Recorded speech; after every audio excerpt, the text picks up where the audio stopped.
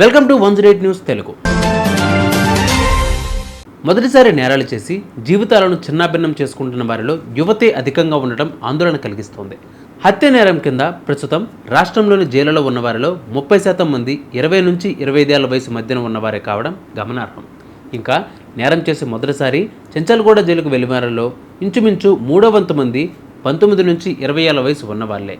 వారిలో ఒకరిద్దరు తప్ప మిగతా వారంతా తాము చేసింది తప్పంటూ పశ్చాత్తాపం అనుభవిస్తున్నారు. అలాంటి కొన్ని సంఘటనలని ఈరోజు చూద్దాం. అందులో మొదటిది, ముఖ్యమైనది కులాంతర వివాహం. కులాంతర వివాహం చేసుకుందని పరువు హత్య చేశాడు ఒక తండ్రి. కుమార్తె కులాంతర వివాహం చేసుకుందని ప్రణయ్ను మిర్యాలగూడకు చెందిన మారుతీరావు దారుణంగా నరికి చంపిన ఉదంతం అందరికీ తెలిసిందే. ఈ నేరం రాష్ట్ర వ్యాప్తంగా చర్చనీయాంశం కావడంతో అవమాన భారంతో మానసికంగా మారుతీరావు కుంగిపోయి 2020 మార్చిలో ఆత్మహత్య చేసుకున్నాడు. మారుతీరావు చేసిన పనికి ఆయన కుటుంబం యావత్తూ ఇంకా బాధలోనే ఉంది. ఈ హత్య చేసిన సుభాష్ శర్మకు ఉరిశిక్ష పడగా మిగతా 6 నిందితులకు జీవిత ఖైదీ విధించడం జరిగింది. ఇక రెండవది, డాన్ అవ్వాలని హత్య చేశాడు ఒక కుర్రాడు.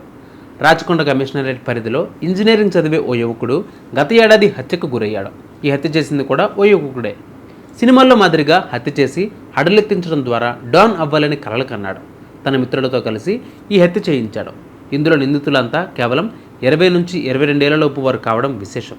ఇప్పుడు వీరితో ఎవరూ స్నేహం చేయక చదువులు ఆగిపోయి ఉద్యోగాలు వచ్చే పరిస్థితి కూడా లేదు. ఇక ఇప్పుడు మూడవది, ఇప్పుడు చెప్పబోయేది సమాజంలో చాలా సామాన్యంగా జరిగిపోతున్న విషయం. భార్యను చంపిన భర్త లేదా భర్తను చంపిన భార్య. అలాంటి ఒక సంఘటన ఇది. భర్తను హత్య చేసిన స్వాతి 5 ఏళ్ల క్రితం నాగర్ కర్నూలుకు చెందిన స్వాతి సుధాకర్ పెళ్లి చేసుకున్నారు. వీరికి 2 పిల్లలు. ఆర్థికంగా కూడా బాగానే ఉన్నారు. వీరి కుటుంబాన్ని వివాహేతర సంబంధం అనేది కాటేసింది. ఫిజియోథెరపిస్ట్ రాజేష్తో ఆమె వివాహేతర సంబంధం పెట్టుకుని తన భర్తను హత్య చేసింది. ఆ తర్వాత రాజేష్ ముఖంపై యాసిడ్ చల్లి అతన్నే తన భర్తగా చంపాలని చేసింది. కానీ సుధాకర్ కుటుంబం మాత్రం అనుమానం రావడంతో అసలు విషయం బయటకు వచ్చింది. దీనితో ఆమె చేసిన పనికి తల్లిదండ్రులే ఆమెను చెదరించుకున్నారు.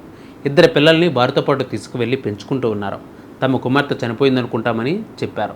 స్వాతి జైలు నుంచి బెయిల్పై బయటకు వచ్చినా ఎవరూ తనని ఇంటికి రానివ్వలేదు. దీనితో ఆమె స్టేట్ హోంలో ఉంటుంది.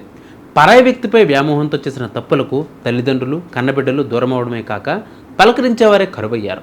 నేరం చేసిన వారు ఏ విధంగా తప్పించుకోవాలనే ఆలోచనతో ఉంటారు. కానీ హత్య వంటి తీవ్రమైన నేరం చేసి తప్పించుకోవడం ఇప్పుడున్న పరిస్థితుల్లో అసాధ్యమనే చెప్పాలి. ఎక్కడ ఆనవాళ్ళు లేవని భ్రమించి తన భార్యను హత్య చేసి ముక్కలు చేసి కాల్చి నీళ్ళలో కలిపిన గురుమూర్తి కూడా 2 రోజుల్లోనే దొరికేశాడు. కరడుగట్టిన నేరగాలను కూడా గంటల వ్యవధిలోనే పట్టేసుకుంటున్నారు పోలీసులు. నేరం అనేది తెలిసి చేసినా తెలియక చేసినా ఆ తర్వాత మిగతా జీవితం అంతా బాధ అనుభవించాల్సిందే. అందుకే ఎట్టి పరిస్థితుల్లోనూ నేరం చేయాలనే ఆలోచన మనసులోకి రానివ్వకూడదు. వచ్చిందంటే మాత్రం జీవితం గాల్లో దీపమే.